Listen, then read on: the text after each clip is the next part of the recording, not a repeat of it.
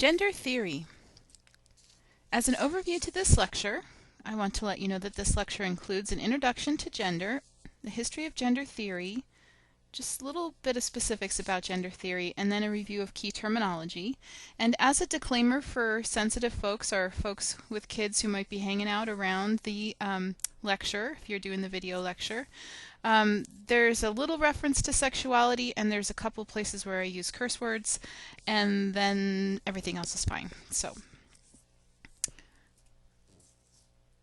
gender is a physical reality.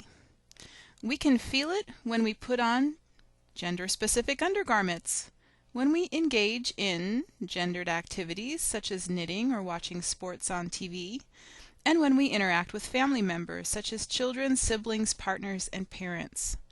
Some aspects of our genders are pleasurable. The nurturing our culture expects of women and the competition expected of men may be valuable aspects of our lives and identities. Some aspects of our genders may be uncomfortable or act as barriers to identities or activities we might prefer. I think about gender as an invisible box our culture inscribes around us. When we stay within the boundaries of the box, our gender is culturally confirmed.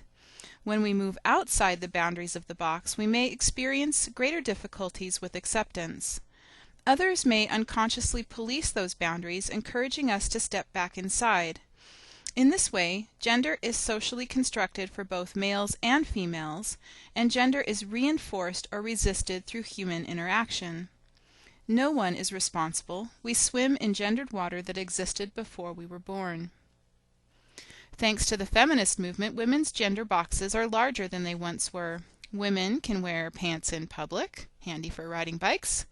They have access to education and jobs, and they do not have to accept unwanted sexual attention or feel badly if they decide not to have children. Men's gender boxes tend to be more rigid. While the activities ascribed to their gender often attach to institutional power, they face significant censure should they step outside the box, perhaps because there's more at stake. Although increasing options exist for individuals choosing gender identities different from their sex, and for individuals choosing to avoid a fixed or conventional gender identity, these gender roles remain difficult because of existing cultural expectations. Gender theory began in feminism, perhaps because women as an othered or oppressed class noticed the problems associated with gender before men, who had the benefit of power associated with patriarchal social structures. Prior to the end of the 19th century, women in Western culture were legally the property of their fathers, husbands, or brothers, without rights to vote, own property, or have custody of their children. Prominent feminist texts in English include Mary Wollstonecraft's A Vindication of the Rights of Woman, which argues that oppression forces women into unethical behavior, like the self-marketing required to attract a husband. And women must be educated and encouraged to pursue virtues like honor that were normally considered masculine. Men also wrote feminist texts, including John Stuart Mill's The Subjection of Women, which argues that allowing women the same rights as men benefits society because all people will then use their best faculties to the best end. First-wave feminism in the 19th and early 20th centuries focused primarily on changing laws so that women could be treated as human beings. They should have the right to vote, to hold property, to earn a degree, and to have access to the professions like medicine and law. British women got the vote in 1918 and U.S. women in 1920, partly as recognition of their meritorious actions during the First World War. During this period, Virginia Woolf wrote A Room of One's Own to argue that, like men, women need income and privacy to create art, and that creativity is androgynous. Another strand of feminism in the early 20th century focused on women's rights to control their bodies through family planning and contraception. With the risk of death in childbirth, birth control was an issue of life and death for married women bearing children every year. Second-wave feminism began after World War II with Simone de Beauvoir's The Second Sex. This version of feminism recognized that while laws had changed, women were still treated as less than human in terms of differences in pay and in the abuse and exploitation of women and women's bodies.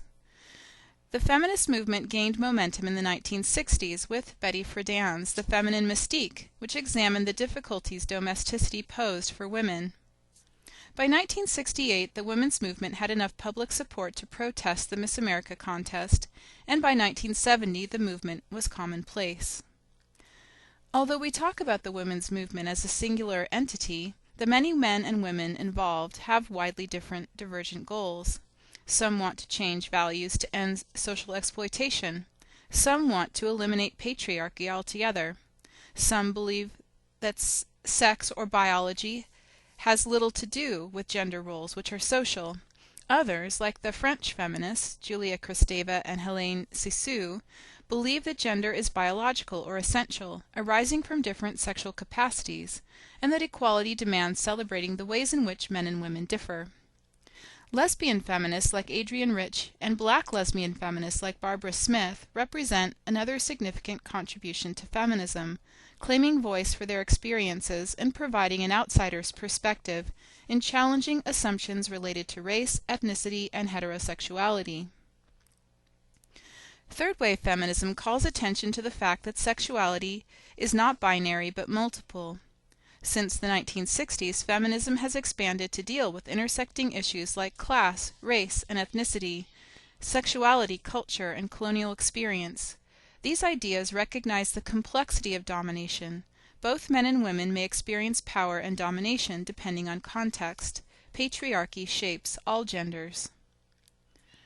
Scholarship associated with masculinity has also arisen from the feminist movement, examining men's experiences as socially constructed and analyzing the ways in which patriarchal culture both privileges and makes rigid demands of men. Eve Kosofsky-Sedgwick has addressed the issue of male bonding as part of a continuum of male-male relations, which she terms the homosocial. Michael Kimmel has focused on the connection between homophobia and masculinity, and also on the impact of sports culture on men, addressing young men's conformity to locker room kinds of relationships. The term gender theory acknowledges that the study of gender applies to all experiences of gender in a way that feminist theory arising from the historical oppression of women cannot. But the terms mean the same thing. Gender theory can be applied to authors, readers, and texts. So here's a review of key terminology. Feminism, according to Gina Barreca, is the radical assertion that women are human beings. Sex is the biological distinction between male and female. Gender is the social lens through which we view sex differences. Sexuality is the desire for sexual relationship which may not be aligned with biological sex. And patriarchy is a system that values attributes considered to be masculine. I want to mention also that othering is a term that's important. Like other categories of power, gender involves othering. In this category, the norm is masculine and everything not masculine is other. Othering associated in Western culture with this norm is obvious in the fact that no one wants to do anything like a girl, throw like a girl, scream like a girl, and many of our swear words involve sexual abuse where the abused party is passive, a feminized victim, for example, fuck you or motherfucker. This kind of binary opposition can be mapped onto other categories of power such as race, class, sexuality, ability, etc., where one half of the binary is positive and the other negative. For example, middle class is the norm and lower socioeconomic status as the other. Most people experience othering. White men may feel disadvantaged based on socioeconomic class. Hispanic women may feel empowered based on job status. This complexity operates within a patriarchal system that values masculine behaviors and pressures both men and women to conform to patriarchal roles.